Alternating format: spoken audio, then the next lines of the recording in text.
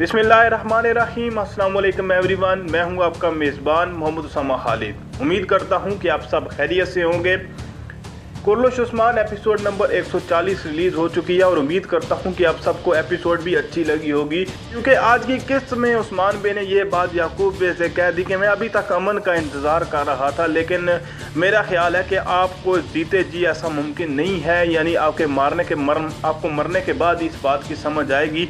तो देखते हैं कि आगे चल के अब उस्मान बे और याकूब बे किस तरह से अब आगे उनकी स्टोरी दिखाई जाती है। और दूसरी जानब ओरहान ने भी हुलाफेरा को उस बाज़ार से ले गए, भगाकर ले गए, और अलाउद्दीन ने भी अपनी जो मोहब्बत का इजहार है वो गोंजा खातून के साथ कर दिया। बड़ी मुश्किल के साथ, अभी तक वो कह नहीं पा रहे थे, लेकिन देखते हैं कि जो लास्ट एपिसोड में जो गोंजा खातून अपनी वालदा को उस्मान बे के बारे में ख़बर दी, क्या उस बात से अब असर पड़ता है। और ये चीज़ ट्रेलर में भी दिखाई गया। तो चलिए ट्रेलर को ही देखते हैं कि और ये अंदाज़ा लगाते हैं कि आने वाली किस्त में क्या होने वाला है। Aramızdaki haini bulana dek içimizde bir hain yokmuşçasına son bir yemek yiyeceğiz. Last episode में बशी बजूक के ज़रिए से उस आखिर में याकूब बे ने एक चाल चली, जिसकी वजह से उन्होंने उस्मान बे का नाम इस्तेमाल करते हुए तमाम सरदारान पर हमला करवाया, और इसी का वो हिसाब लेने के लिए सरदारान के साथ यनी शहर भी आ गए।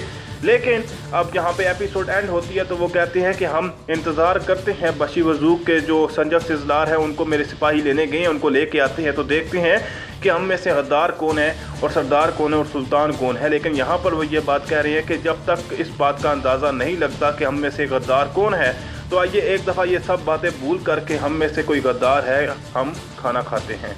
Yemekten sonra ne olacağını yalnızca Allah bilir. Usman बे के इस डायलॉग से अंदाज़ा लगाया जा सकता है कि आने वाली किस्त में सल्तनत उस्मानिया के लिए किस अहम पहलू को दिखाया जा रहा है, क्योंकि अगर वो उस्मान बे संजक सिजलार को ले आते हैं और अपने आप को मासूम और उनको ये तमाम सरदारान को बता देते हैं कि याकूब बे ने ही ऐसा करने पर हुक्म दिया था, तो बहुत सारे सरदारान याकूब बे को छोड़ देंगे, और हो सकता है सारे सरदार भी छोड़ दे। तो इसलिए उस्मान बे भी ये डायलॉग में यही कह रहे हैं कि खाने के बाद क्या होगा इसका सिर्फ अल्लाह ताला को ही पता है। तो चलिए अभी खाना खाते हैं, बाद में देखेंगे कि इस मसले का आगे क्या हाल निकलता है। Koskoca sultan için altının kıymeti ne ola?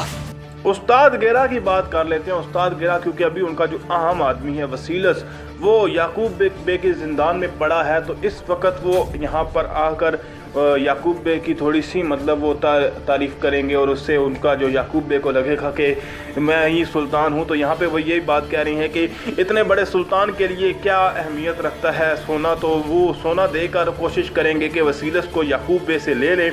और दूसरी जानब बोरान और तमाम सिपाही भी दिखाए गए जो कि संजक सिजदार को पकड़ने के लिए उनकी तरफ जा चुके हैं।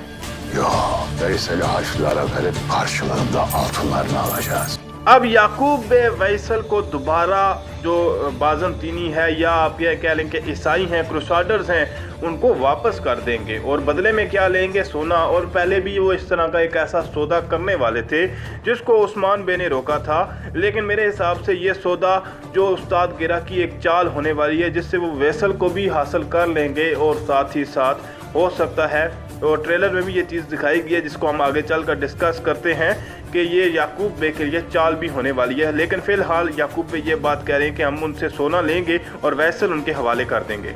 Yakup'un şehzadesi bugün özel size misafirdir. तो इसी जाल के बारे में मैं अभी बात कर रहा था कि ये याकूब बे के लिए जाल होने वाला है, और ये जाल जो है वो हो सकता है कारा जलासन और उस्ताद गिरा मिलकर बनाएं, और या ये भी हो सकता है कि कारा जलासन को इस बात का इल्म हो जाए तो वो बदला लेने के लिए वहाँ पर पहुँच जाए, इस बात की खबर जो है उस्ताद गिरा को ना हो। लेकिन जो भी हो, वो महमद बे वो इस जाल में फंस जाएंगे, और जब वो सोना लेने के लिए जाएंगे और वहाँ पे वैसल उनके हवाले करेंगे, तो ना सिर्फ वैसल उनके हाथ से निकल जाएगा बल्कि सोना भी उनके हाथ से निकल जाएगा। तो यानी एक किस्म का दुगना नुकसान याकूब के बे के कबीले को उठाना पड़ेगा।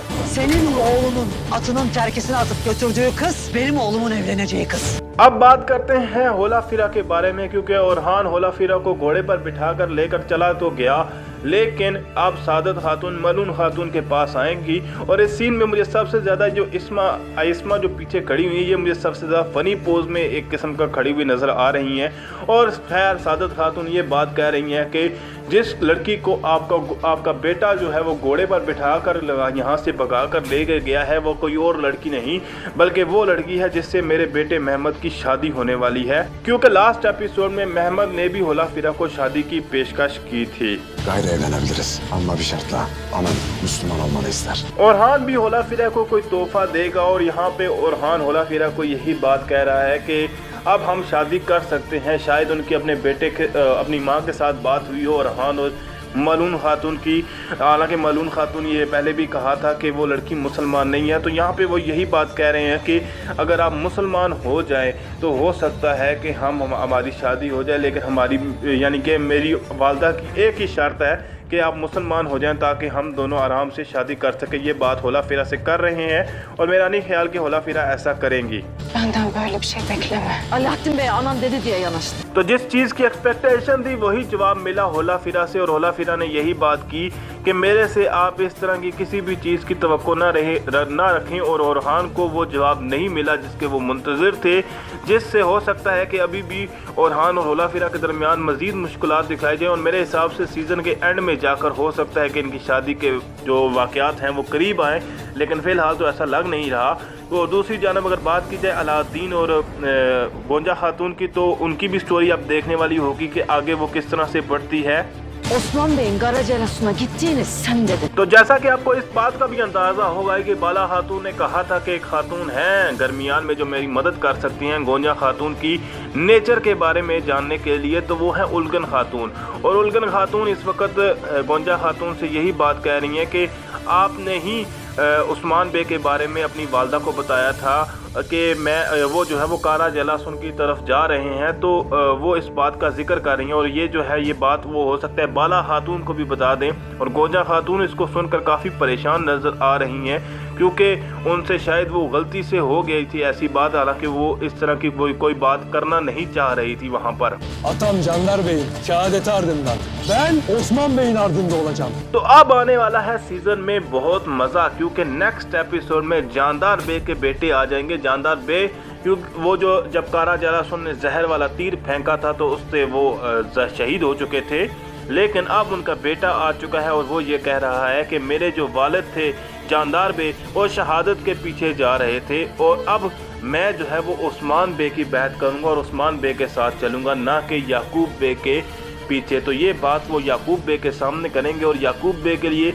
ये इतना आसान नहीं होगा क्योंकि वो कभी भी नहीं चाहेंगे कि कोई भी सरदार उस्मान बे के पीछे हो।